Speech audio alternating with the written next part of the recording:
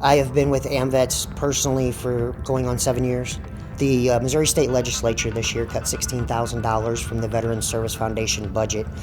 What that has done is that has left a lot of our veterans without the ability to get the help that they need.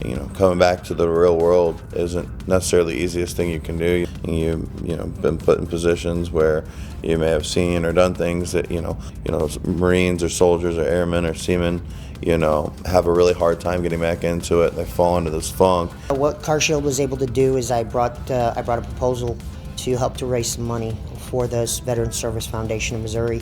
CarShield came together with a wonderful t-shirt sales and hat sales to help raise that money.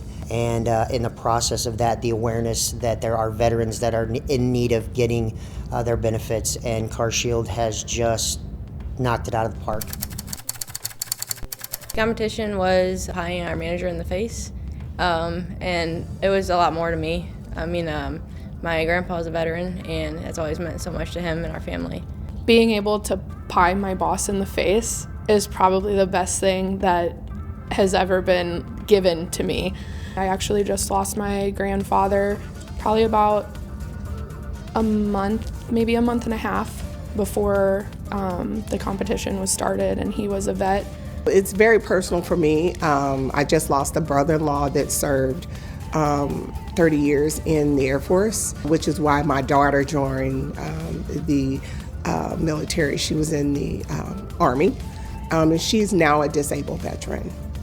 And then my son-in-law is also a disabled veteran.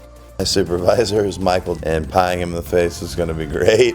It's going to feel really good being able to throw the pie in her face, and I'm going to make sure it goes well. Probably going to take them by surprise and smack them in the face with the pie.